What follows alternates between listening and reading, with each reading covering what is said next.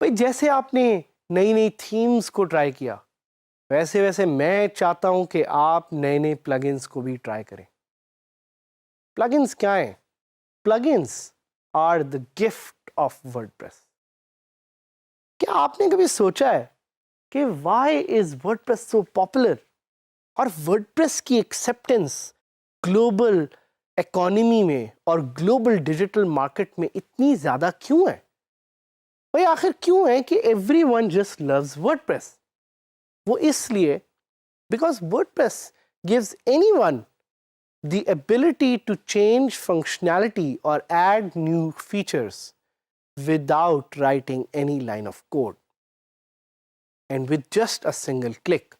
WordPress आपको ये functionality देता है कि आप एक क्लिक करके एक नई फीचर या फंक्शनैलिटी वर्डप्रेस में ऐड कर सकते हैं। और ये आप कैसे ऐड कर सकते हैं? Using this amazing feature, this amazing built-in feature of WordPress that we know as plugins. Plugins का वर्ड कहाँ से आया? तो जिस तरह आप सबके घर में एक कोई ना कोई प्लग होता होगा, आपके लैपटॉप के साथ एक प्लग होता है, आपके टीवी के साथ एक प्लग होता है।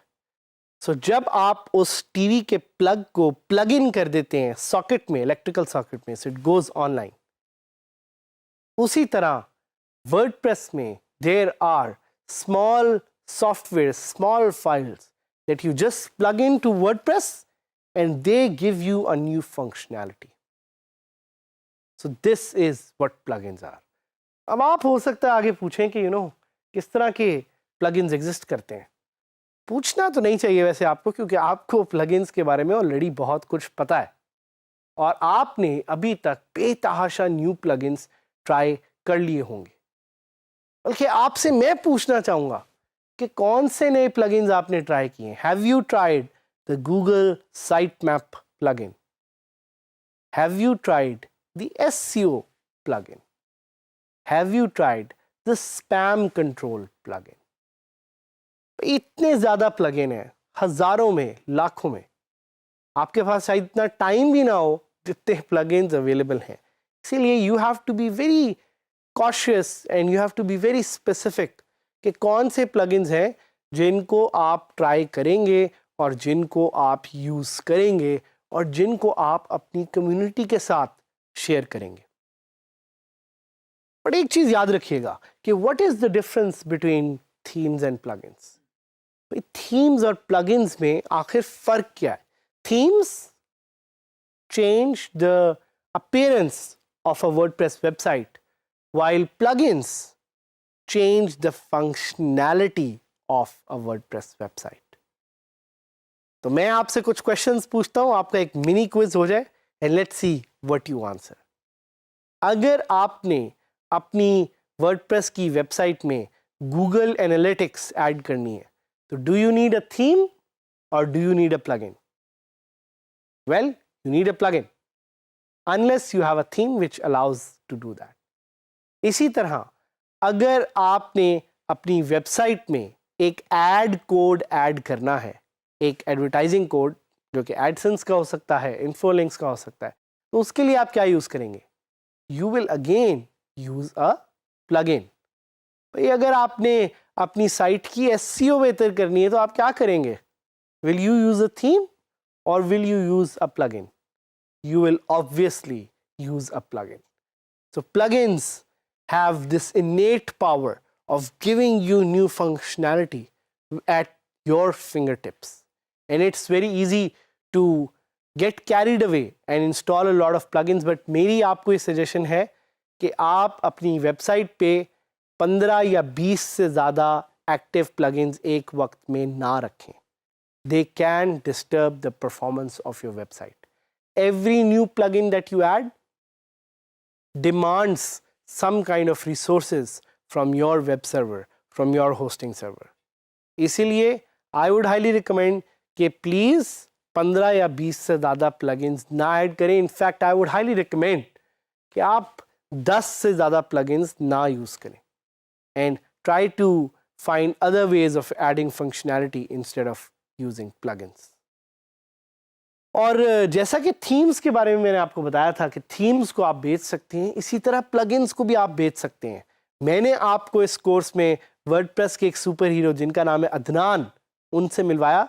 Adnan owns this company called WP brigade और ये लोग एनालिटिफाई के नाम से एक प्लगइन सेल करते हैं which is one of the most used premium plugins worldwide for Google Analytics. तो अगर अदनान सियालकोट में बैठ के ये कर सकते हैं तो आप दुनिया के किसी हिस्से में भी बैठ के you can actually change your life with WordPress plugins. तो प्लीज़ नए से नए WordPress plugins ट्राई करें, बल्कि आए चलें हम एक जर्नी पे जाते हैं और इन WordPress plugins को एक दूसरे के साथ लाइव ट्राई करते हैं. So let's try these best WordPress plugins live. तो चलते हैं google.com पे और google.com पे जाके we will search for the best plugins. एक चीज़ आपने ज़हन में रखनी है कि जिस तरह हमने थीम्स में किया था, यहाँ पे भी आपने प्लगइन देखना है कि किस तरह का प्लगइन आपको चाहिए and based on that you can try those plugins. So मैं आपके सामने लिखूँगा best WordPress plugins. एंड सबसे टॉप पे मेरे पास कुछ रिव्यूज़ आ रहे हैं, कुछ लिस्टिंग्स आ रही हैं, बट मैं एक और चीज़ करना चाहता हूँ. पहले तो मैं चाह रहा हूँ कि मैं वर्डप्रेस की प्लगइन्स वेबसाइट पे जाऊँ और वहाँ पे मैं नए नए प्लगइन्स को ट्राई करूँ. I go to WordPress plugins और वहाँ पे I will get a list of these all plugins which are really really popular. तो आपको यहाँ पे कुछ फीचर्ड प्लगइन्स नज़र आ रहे हैं. Click on see all and वहाँ पे आई कैन सी कि स्पैम कंट्रोल प्लगइन है, जेटपैक है, क्लासिक एडिटर है, बीबी प्रेस है, गुटनबर्ग है, बडी प्रेस है, health check and troubleshooting. तो ये वो सारे प्लगइन्स हैं which make WordPress really really powerful. So अब देखते हैं कि हम वापस जाते हैं गूगल सर्च पे और हम जब बेस्ट वर्डप्रेस प्लगइन्स लिखते हैं तो हमारे पास क्या रिजल्ट्स आते हैं. So when we go and search for best WordPress plugins तो हमारे पास WP बिगिनर की वेबसाइट आई है और WP बिगिनर की website recommends us these plugins. हो सकता है इनमें से कुछ प्लगइन्स फ्री हो और हो सकता है कि इसमें से कुछ प्लगइन्स पेड हो. तो ये अगेन आप पे डिपेंड करता है कि किस तरह की फंक्शनैलिटी आप चाह रहे हैं अपनी वर्डप्रेस वेबसाइट के लिए to add new features to your website. WP forms है, नाम से सुन के पता लग रहा है क्या करेगा. This will add a new form to your WordPress website. Monster Insights है. Monster Insights is a very famous plugin for Google Analytics and it is also owned by WP Beginner.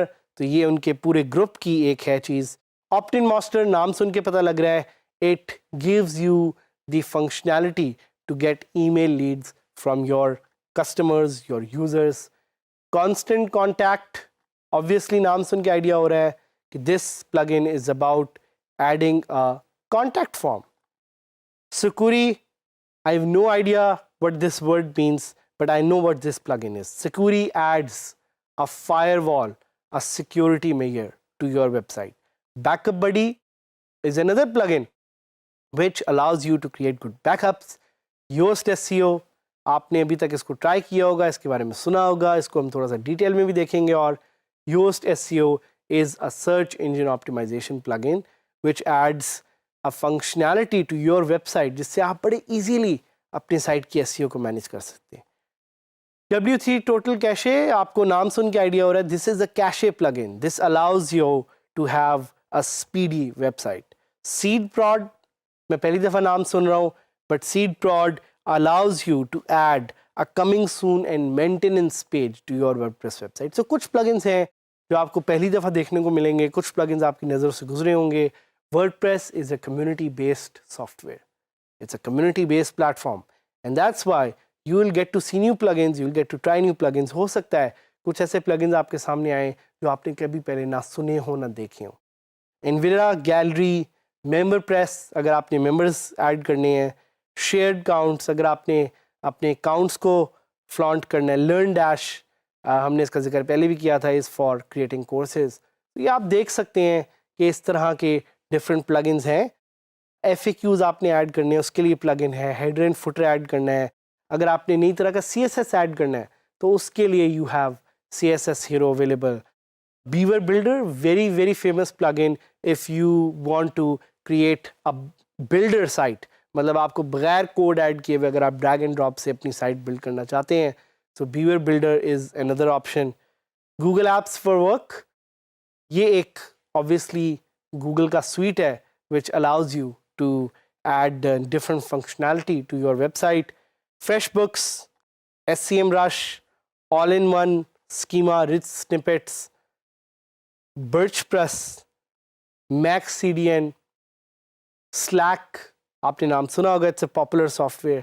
So ये वो सारे plugins हैं which add new functionality to your website and which can actually change your website in great ways by adding new functionality, giving you options and helping you maximize the potential of your WordPress website.